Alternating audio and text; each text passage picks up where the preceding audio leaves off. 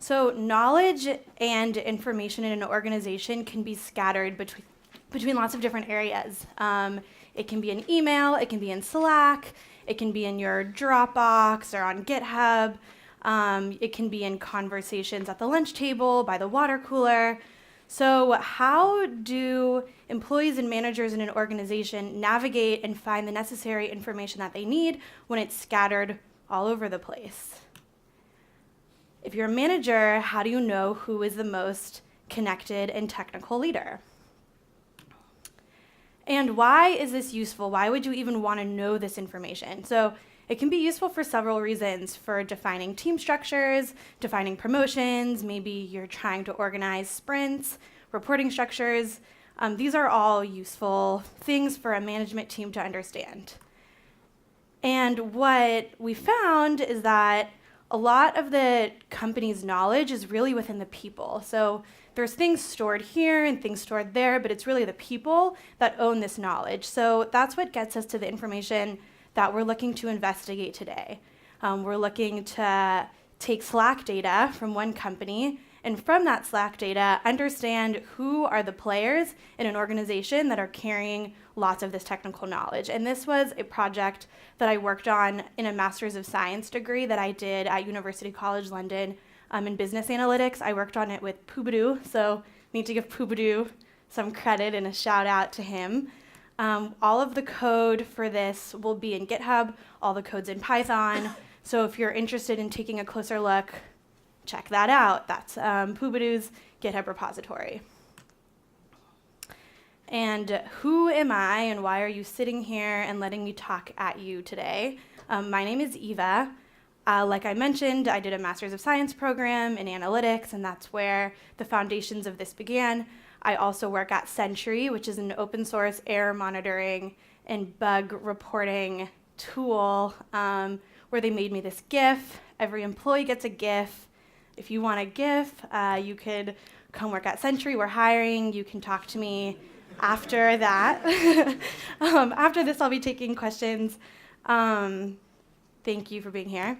One fun fact about Sentry is that we have a famous person who's our second or third engineer. He's the person who started Flask. Any Flask fans out there? Cool.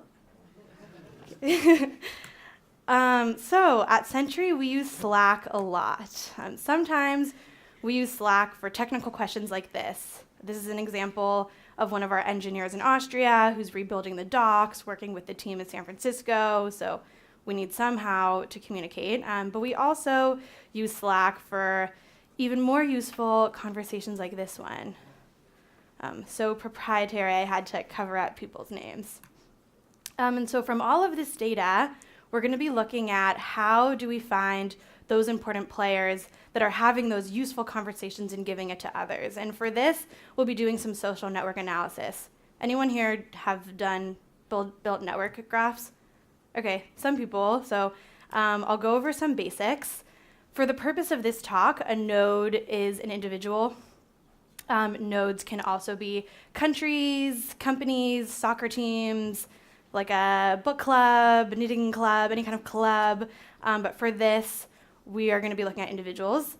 And this is an example of a network. So they're nodes that are connected in some way. That little round kaleidoscope design on the right is a complete network. On the left, we have some little networks. And then that like V thing, that's not a network because that does not have full closure. What is centrality? So centrality are those nodes that have high levels of connection. That's also referred to as degree of frequency. This is something that we're going to be investigating, so keep it in mind. And then the last thing to note is that this is an incomplete network. If you don't have a complete data set to encompass that network, you'll often have missing data, which could totally skew your results. So if this data set didn't have that one node, this would look like a completely different image. So how can network analysis help us solve our problem of finding intra-organizational knowledge holders?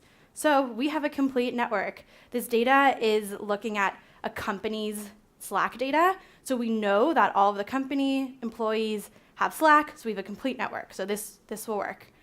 We can map people as nodes, and we can map conversations as network connectors. So that brings us to our agenda for today, and that brings us to building our model. So that's what you're all here for. And where did we get this information? So like I mentioned, the information is from a company.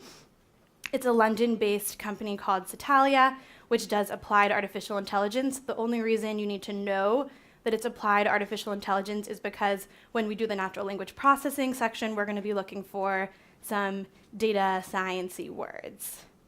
And how is it explored? So we had 383,000 messages from 268 users in 6 months of conversations. And from all these conversations, we're looking to pinpoint just a few people.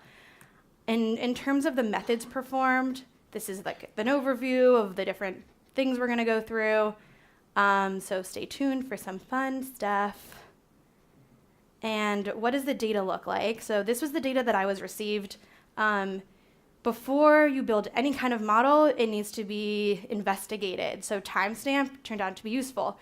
Message turned out to be useful. User ID turned out to be useful too. Why would you use username? Why would you not use username, but use user ID? Username seems a lot more interesting because you actually know someone's name. What we found is that user ID doesn't change, whereas someone 3 months in could decide to change their username to something funny, and then the analysis would be skewed, and the network graph would be skewed. So it's important to investigate your data like this before deciding what data you want to use. Additionally, mentions, that sounds like it could be really interesting for network analysis. It's not, because it was mostly empty. So big takeaway, knowing and cleaning your data is very important, and that goes for anything. These are the main libraries used for the analysis. Anyone here use NumPy? Cool, most people. Anyone in your head ever call it NumPy? And anyone here a fan of pandas? Okay, so it's like pretty evenly split. And then for the adjacency matrix, which is the network analysis part, Network X is really useful in addition to Matplotlib, which I'm sure many of you have used. It's graphing. So we're looking at these 268 people, and we're trying to find how many people are collaborating, and we're using degree of frequency. So this is the first output that we get. We get the user ID, and we get the degree. Oops. Well, basically, this is ugly. We don't want to look at it this way. We don't learn anything from this, so we need to look at it in a different way. And so that's where we get our few histogram. We can see that our data follows the power law. So we have lots of people talking to a few people talking to a lot of people. We actually have about half of our data talking to one connection. So I want to know who that one connection is. This is our network diagram. So there is that one connection that we can see when it's graphed, and then it really stands out to us. Okay, everyone's talking to that node. We have a bit of a formed network in the middle. Around the outside, that's not a network because those nodes are not connected to more than one other node. So looking at this closer, that's a Trello bot. So that's an outlier that's snuck into our data, and we don't want it there. So we're going to remove that one node, that's a Trello bot, and when you move that node, you also remove all of those other points that are connecting that node to the rest of the diagram. So now we have a data set that we can work with. And just not fun fact, about 80% of data science and analytics is data cleaning and preparation. I learned this the hard way in my master's program when I was like, I want to do the fun stuff, not this. Okay, so what is everybody talking about? And that's what I want to know. So the first thing that we do is we look at a word cloud. This is the top 100 most used words out of the 6 months of Slack. And really what we learned from this is that lots of people are talking about donuts. People tend to be happy, like friendly, thanks, great, but this isn't really substantial. So we need to look at more context for this, and that gets us in to the second part of our analysis, which is the part to pay attention to. You're only going to pay attention to one part, and that's question detection and classification. So we're going to build a model, and for this model, we take a message, individual messages. One by one, we loop them through a model for question detection classification. And the reason why we're looking at question detection classification is because we want to understand, is this someone talking about robot hamburgers and pizza, or is this someone asking for advice? And who are they asking advice to, right? That's what we want to find out. Who's giving knowledge to other people, answering other people's questions? So first thing, is it a question? If it's a question, we're going to work with that message. If it's not a question, we don't care about it right now. Then we're going to move on to the next part, which we're going to use some NLP for that, for the content model. We want to know, is this a business conversation, or is this a how was your vacation question? So next step is to define a question. We want to know who's receiving questions from who else, not just who's talking to who. And for this, we need to use tokens. Using textual data is different than using numerical data. You can't just throw it onto a graph or add it or anything like that. So because of that, we're going to vectorize the words, and we're going to basically make a string out of it. So for that, I used regex. This is a great library in Python for parsing and working with textual data, and basically tells the computer, this is a word, this is a sentence. Just by chance, anyone used regex? Okay, it's like the same amount of people who used NumPy and pandas. So, few steps. First thing we need to do is tell the computer that we only want to be looking at questions that are English. To my surprise, there was a lot of data that was not English, and that's way too complicated. So, step one. Step two, if it has a question mark at the end of the sentence, we can be really sure that it's a question. So, that's one thing. Next, if there's a question word in the beginning, so if it starts with how, what, when, where, why, we can be very sure that it's a question, so that works. And then for number 4, for consecutive bigram, when you're typing, when you're messaging on Slack, you don't always use correct punctuation. You don't always start with a question word. Sometimes you use like why instead of writing out why. So that's why we're going to look at consecutive bigrams. And and this is an example. Okay.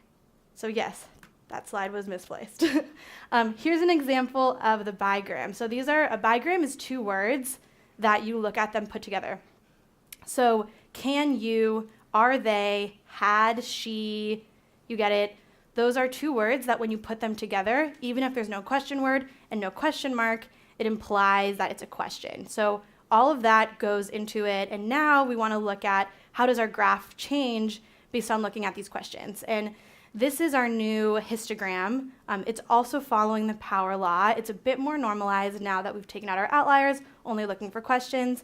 And we find that the top 25 most active users have between 90 and 40 degrees. So that's a lot of people that are talking to a lot of people, but majority of users still have between 2 and 9 degrees. So we want to look at those people that have the high degree of frequency. And this is what our new network diagram looks like. It looks a lot more normal than the one before. And after building this question detection model, we find that 13.5% of messages are questions, and 63% of employees are involved in question and answer. So we're skimming down our data set. But what I want to know is, what is everyone asking about? So that gets us into question type detection. And based on a grueling morning of coffee and reading through text data, we found that there were 3 types of questions. There was binary questions, so questions that have a binary yes or no answer. There's rhetorical questions, and then there's help-seeking questions, and those are like the gems of what we want to find. Who's receiving help-seeking questions and who's answering them? So I'm getting an error. Can you help me see what went wrong in my code? That was really common. It's actually something that our friend Sentry can help with. Okay, so let's analyze our messages to see if they're work-related or not. So again, we need to define some conditions. If we don't want to look at long messages or messages that have really like long response times, because that doesn't imply a sense of urgency. So these are parameters which counts for 85% of the data that we're working with. And then we're putting it into this model of looking at keywords. And that's how we're understanding, like, really is something technical. So the first step is looking for technical keywords. Since it's hard to define all of those, we're going to use an unsupervised learning technique for additional keywords. And for these keywords, we're tokenizing our messages using sklearn's vectorizer function. Basically, taking a message, out of each message, pulling out those important words that we want to be looking for. And for the next part, we're using bag of words matching. So I'm just going to show you a quick example of what this is. So these are two stories that have similar-ish content. They're both about stars moving on to single life, going through breakups. Here's like a few sentences from these stories. And when we put them into the bag of words matching algorithm, it shows us what are the words that are prominent in both stories, what are the words only in story 1 and only in story 2. So we basically take this bag of words matching algorithm and run it through all of our messages that we're working with to find what are the big ones that are popping up between all these messages. And then the next part, if you were zoning out, pay attention to this. I think this is cool. We use something called T-distributed stochastic neighbor embedding. It's a really long word. It's a prize-winning technique for dimensionality reduction. So it's taking a high dimensionality data set and reducing it to a low dimensional graph. And here's an example of what it looks like. So it's a clustering tool. This is it in R, and that's it in Python. I just threw this in here because people say that R is just as good as Python, and it's clearly not, so sorry to... I know we have Python fans in the house, so it's a safe assumption to make, but you can just show anyone this who's a hater. And this is what it looks like for our data. So this is just a tiny fraction of it. The actual graph was massive, and this is defining the keywords from the data, and it's clustering them based on the context that's most relevant for them. So right there where I highlighted, there's a bunch of company names, some like random stuff happening down there, like cool, nice, great. And then over here, we have some data science words. And that's what we want to be focusing on. So we basically are grabbing the areas that have all the words that we like for this. And now we're going to put it back into the word cloud. And this word cloud is way more useful now. We have actual data science words in there. So we're pretty sure that these are good words for us to be looking at to define if these messages are technical. And so what's next? What's next is we are building a technical score for each message. And this is how it works. So we take a message, we loop it through for all of the words. So we're basically tokenizing the messages again. We're cross-checking them against this list that we've defined as being technical keywords based on how many words, if there are any words in that area that are in that message, we give it a technical score. And then we compare that technical score to the threshold and give it a binary label of technical question or not technical question. And that threshold was basically a manual threshold that we picked based on exploring the data in lots of different ways. And here we have our new network diagram of question asking. So we have 24,000 technical questions. Around 50% of about all questions are technical. So actually, people are really asking real good stuff at this company. And we find that 7% of all messages on Slack are technical questions. So people are talking about a lot of garbage and then asking really important things. So now let's investigate who is actually taking part in this. And now we get to apply those techniques that we found to actually finding our influencers. First thing to look at, and this was just a guess, but how long does it take for someone to respond? Does that even matter? If I ask someone a question and they don't get back to me until the next day, that's not cool for them to be a influencer because they didn't respond to my question. So that's the first thing we're going to look at. And based on that, we found that the average time it took for someone to respond was really high. Like that's 24 hours almost to respond to a question. That's not good. So because of that, we need to look at weighted average times. And for the next analysis, we actually picked something in between these, which is 70% of questions is around 6 minutes. Around 6 minutes, if for anyone who uses Slack at work, that's like a pretty normal response time. So just a reminder to not use outliers and find different ways to explore to remove those outliers because they'll really mess things up. And now we get to finding our influencers. So these are the usernames of people who have received questions. These are the top 20 people who are receiving questions. And this is receiving questions from the most number of people. So that top person is receiving technical questions from 68 people. So that's a lot. But what if someone's receiving questions from a lot of people, but they're not actually receiving a lot of questions, just a lot of people are talking to them? So that's why we look at this.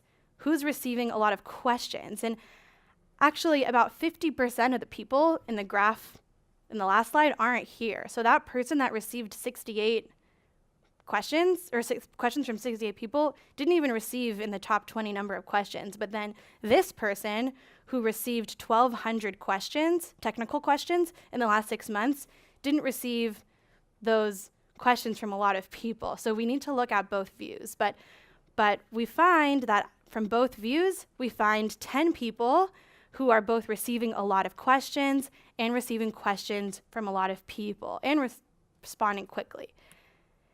But did they answer that question well? Can we really call them an influencer if they're getting a lot of questions and answering them, but they're answering them saying, go talk to Chloe, I don't really know. So that's what brings us to problem closure analysis, which is defining a gratitude term. So thanks, great, awesome. If someone responds to my answer that way, I can be pretty sure that I gave them a satisfactory response. So we're going to take those people that we found, those top 10, and see, did they give a satisfactory response? And here are the people who were also the top people in the other ones. So yes, those people did receive a satisfactory response, and about 10% of this question and answering had a satisfactory response. So we can conclude by saying that we had 268 people, we had 383,000 messages, and we were able to pinpoint 10 knowledge leaders using these steps. So who are these people? At first I was thinking, oh, they're probably like high up, like, VP of engineering. But actually that's not true. There were several people who were just software engineers, not even like senior software engineers, just regular software engineers. So what that means is that employees at a company are really a valuable resource, even if there's no fancy title. It also means that for an organization to know who is the people who hold their knowledge means they should be taking care of their employees, not just the people with the fancy titles. So now it's your turn, and some things to remember. This is like pretty general data science, but use a complete network, clean and explore your data, garbage in, garbage out. So if you have crappy data, you're gonna have a crappy algorithm, and experiment in different ways. And reminder, here's the GitHub link. Thank you.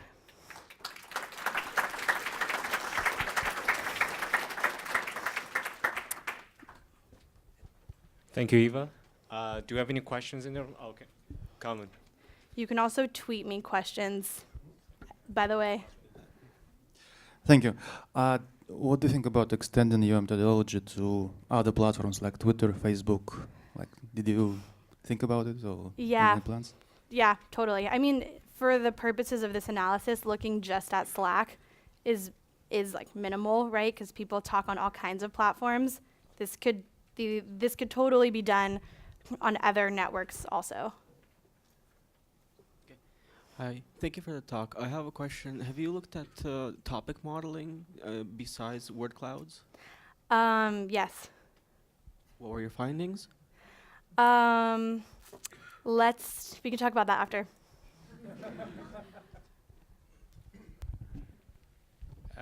I was wondering, do you worry that that would make some kind of, by identifying influencers, that you might make a perverse incentive to not document things because that's going to make people need to come to you and get a high influencer rank?